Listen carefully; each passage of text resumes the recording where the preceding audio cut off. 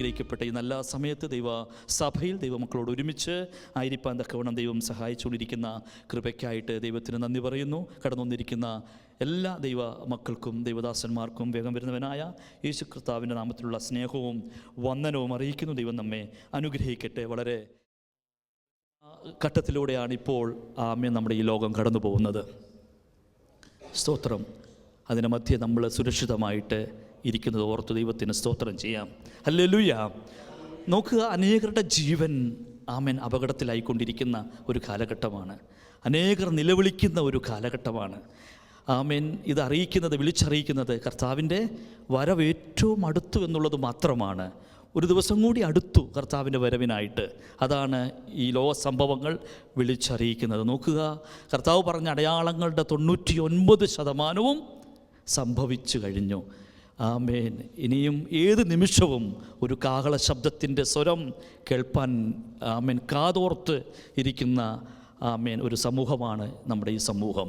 ആ വരവിങ്കിൽ, കർത്താവിൻ്റെ വരവിങ്കിൽ നമ്മളെ വചനത്താൽ ശുദ്ധീകരിച്ച് ഒരുക്കുവാൻ തക്കോണം ഈ വായിക്കുന്ന വേദഭാഗങ്ങൾ നമ്മെ സഹായിക്കട്ടെ. 1-2 ഭാഗങ്ങൾ വായിച്ച് നമുക്ക് സങ്കീർത്തനത്തിൻ്റെ ആലോചനയിലേക്ക് പ്രവേശിക്കാം. ദൈവം നമ്മെ സഹായിക്കട്ടെ. ദാവീദ് പ്രാർത്ഥിക്കുകയാണ്, ദൈവത്തോട് യാചിക്കുകയാണ്. ദൈവമേ, എൻ്റെ പ്രാർത്ഥന ശ്രദ്ധിക്കണമേ, എൻ്റെ യാചനയ്ക്ക് മറഞ്ഞിരിക്കരുതേ. നോക്കുക, ഒരു വലിയ സൈന്യമുള്ള സൈന്യാധിപൻ, ഒരു രാജാവ് സൈന്യത്തിൽ ആശ്രയിക്കാതെ, കുതിരകളിൽ ആശ്രയിക്കാതെ, രഥങ്ങളിൽ ആശ്രയിക്കാതെ ദൈവസന്നിധിയിൽ മുഴങ്കാൽ മടക്കി ദൈവസന്നിധിയിൽ കമണ്ണു വീണ് ദൈവത്തോട് പ്രാർത്ഥിക്കുകയാണ്. എൻ്റെ പ്രാർത്ഥനയൊന്ന് ശ്രദ്ധിക്കണമേ, എൻ്റെ പ്രാർത്ഥനയൊന്ന് ശ്രദ്ധിക്കണമേ. നോക്കിയേ, എൻ്റെ യാചനയ്ക്ക് മറഞ്ഞിരിക്കരുതേ. നമ്മളും പ്രാർത്ഥിക്കാറില്ലേ? എൻ്റെ പ്രാർത്ഥനയൊന്ന് കേൾക്കണമേ. ജീവിതത്തിൻ്റെ അവസാന തട്ടിലെത്തുമ്പോൾ, ജീവിതത്തിൻ്റെ ആ ഗതിയില്ലാത്തൊരനുഭവം വരുമ്പോൾ, മറ്റൊരു സ്ഥലത്തൊന്നും രക്ഷയില്ല എന്ന് ചിന്തിക്കുന്ന സമയത്ത്, വേറൊരു പ്രതീക്ഷയും നമുക്കില്ല എന്ന് വിചാരിക്കുന്ന സമയത്ത് നിലവിളിച്ച് കണ്ണുനീരോടെ തകർന്ന ഹൃദയത്തോടെ വേദനയോടെ നമ്മൾ പറയാറില്ല, എൻ്റെ പ്രാർത്ഥന ഒന്ന് കേൾക്കണേ എന്ന്, ഇല്ലേ? സ്തോത്രം. ആ സമയത്ത് ദൈവം മറഞ്ഞിരിക്കുമോ? ദൈവം മാറിയിരിക്കുമോ? ഒരിക്കലുമില്ല. ആ സമയത്താണ് ദൈവം ഇറങ്ങി വരുന്നത്. ആ സമയത്താണ് ദൈവം പ്രവർത്തിപ്പാൻ തക്കവണ്ണം എഴുന്നേൽക്കുന്നത്. എപ്പോൾ തൻ്റെ മക്കൾ, തൻ്റെ ഭക്തർ, തൻ്റെ കുഞ്ഞുങ്ങൾ ദൈവത്തോടടുത്ത് വന്ന് കണ്ണുനീര് കൊണ്ട് സംസാരിക്കുമോ, അപ്പോഴാണ് ദൈവം അവിടെ പ്രവർത്തിക്കുന്നത്. ദൈവത്തിന് സ്തോത്രം. തൻ്റെ കുഞ്ഞുങ്ങളുടെ കണ്ണുനീർ അവർ തുരുത്തിയിൽ കരുതി വെക്കുന്ന ദൈവമാണ്.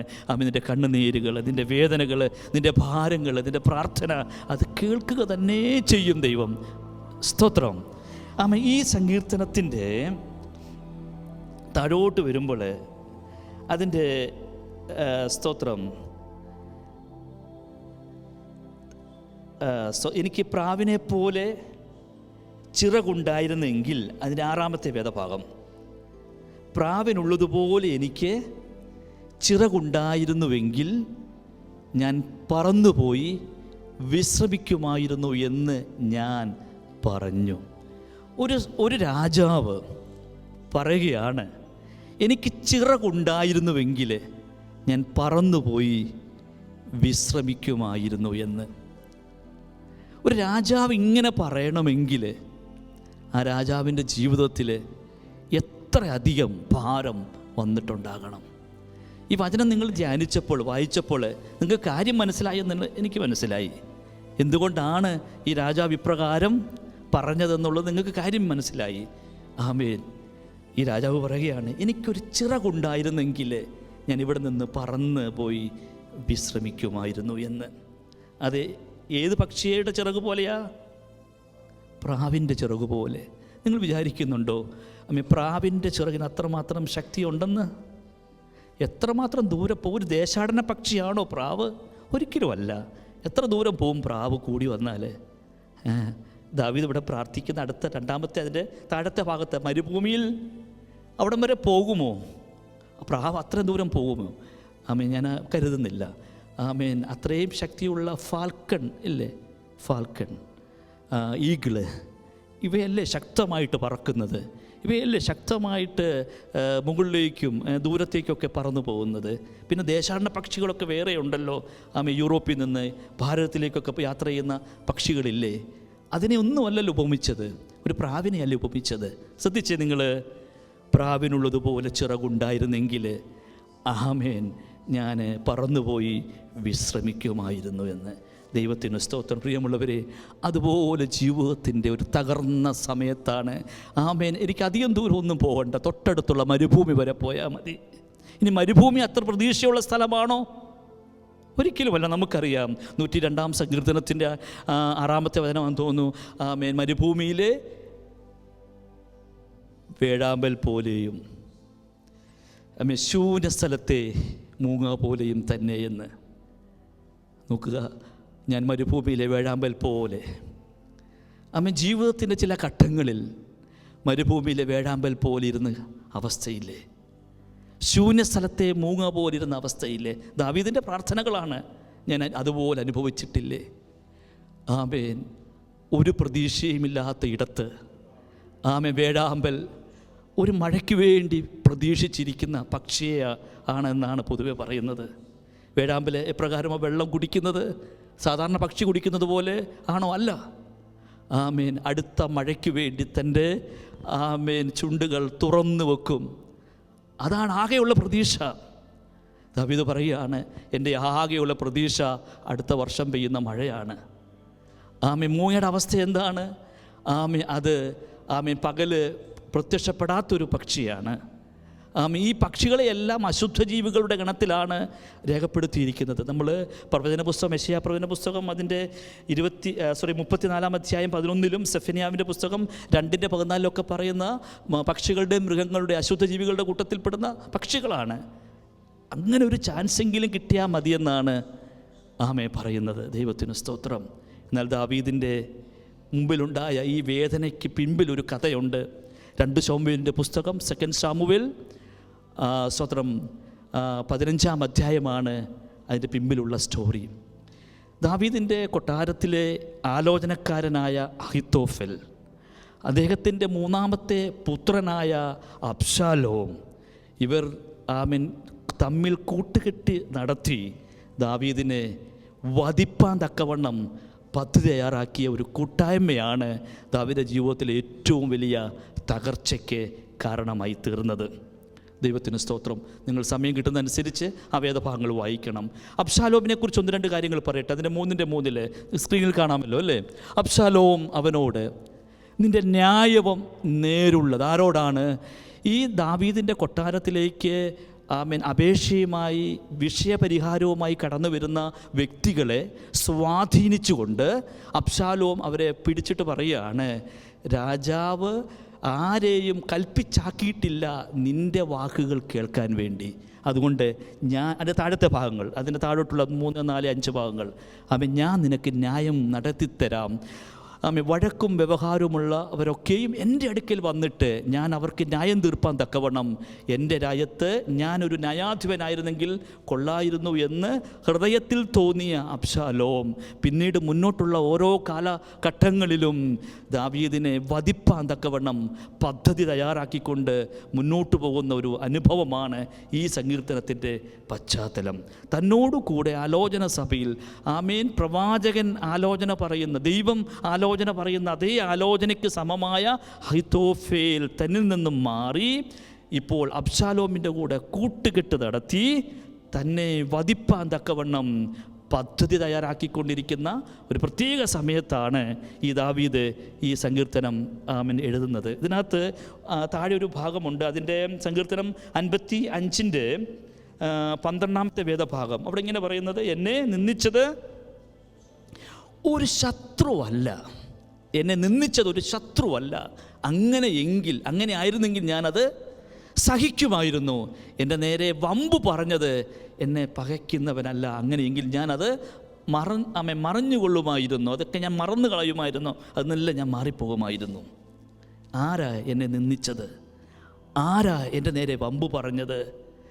മറ്റാരുമല്ല, എൻ്റെ സമനായ മനുഷ്യനും ആമേൻ സഖിയുമായ എൻ്റെ പ്രാണസ്നേഹിതനുമായ അഹിത്തോഫേൽ.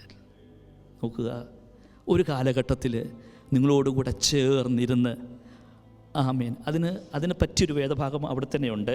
സങ്കീർത്തനം 41:9 പുറകിലുള്ള സങ്കീർത്തനം 41:9 ഒന്നെടുത്താട്ടെ. സാംസ് 41:9.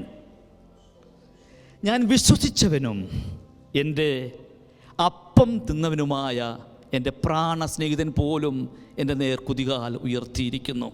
നോക്കുക, നമ്മൾ പറയില്ലേ, ഒരു പായയിൽ കിടന്ന് ഒരു പാത്രത്തിൽ നിന്ന് ആഹാരം കഴിച്ച് ആമേൻ ഇത്രയും വിശ്വസ്തയോടുകൂടി ജീവിതത്തിൽ നിന്ന ഒരു പ്രാണസ്നേഹിതൻ തനിക്ക് വിരോധമായി തന്നെ വധിപ്പാൻ തക്കവണ്ണം ആമേൻ തൻ്റെ മകനോട് കൂടെ ചേർന്ന് ആമേൻ കൂട്ടുകെട്ട് ആലോചിച്ചു. നോക്കുക, ജീവിതത്തിൽ ഇതുപോലുള്ള സന്ദർഭങ്ങൾ എത്രയോ പ്രാവശ്യം നാം അനുഭവിച്ചില്ലേ? ഇവിടെ ദാവീദ് പറയാണ്, അങ്ങ് ഓടിപ്പോയാൽ മതിയായിരുന്നു. ഇവിടുന്ന് അങ്ങ് ഓടി. ചില ആളുകൾ പറയാറില്ല, എനിക്ക് മടുത്തു, എനിക്ക് എവിടെയെങ്കിലും ഓടിപ്പോയാൽ മതിയായിരുന്നു. പ്രിയമുള്ളവരെ, കർത്താവ് നിന്നെ ഓടിപ്പോകാൻ അനുവദിക്കുന്ന ദൈവമല്ല.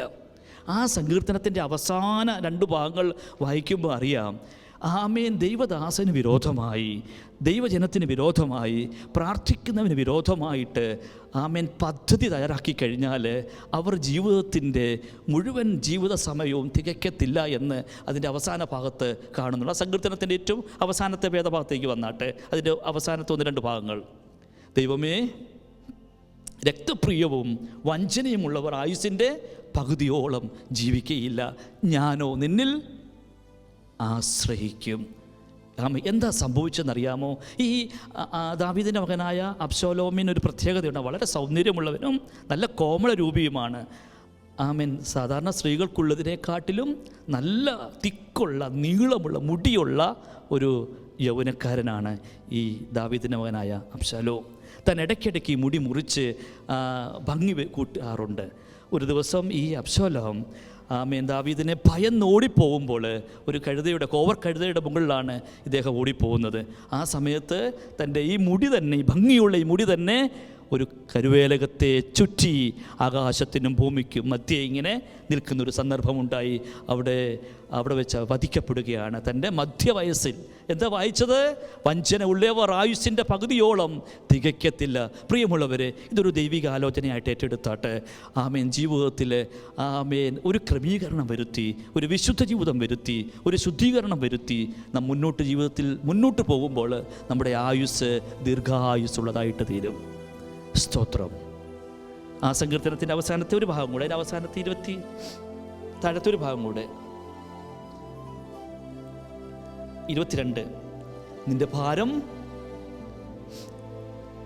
യഹോവയുടെ മേൽ വെച്ചുകൊള്ളുക. അതുകൊണ്ട് ജീവിതത്തിൽ ഇപ്രകാരമുള്ള ഭാരങ്ങൾ കടന്നു വരുമ്പോൾ ഇതെല്ലാം വെക്കേണ്ട സ്ഥലം എവിടെയാണ്? ദൈവത്തിൻ്റെ മുമ്പിൽ. ദൈവത്തിന് മുമ്പിൽ ഇതിൻ്റെ എല്ലാ ഭാരവും വെച്ചുകൊള്ളുക. നിന്നെ വേദനിപ്പിച്ചവരെ ദൈവസന്നിധിയിലേക്ക് ഏൽപ്പിച്ചു കൊടുക്കുക. നിന്നെ വിഷമിപ്പിച്ചവരെ ദൈവരങ്ങളിലേക്ക് ഏൽപ്പിച്ചു കൊടുക്കുക. പ്രതികാരം നമുക്കുള്ളതല്ല. സ്തോത്രം. ഒരു കാരണവശാലും പ്രതികാരം ചിന്തിക്കുക പോലും അരുത്.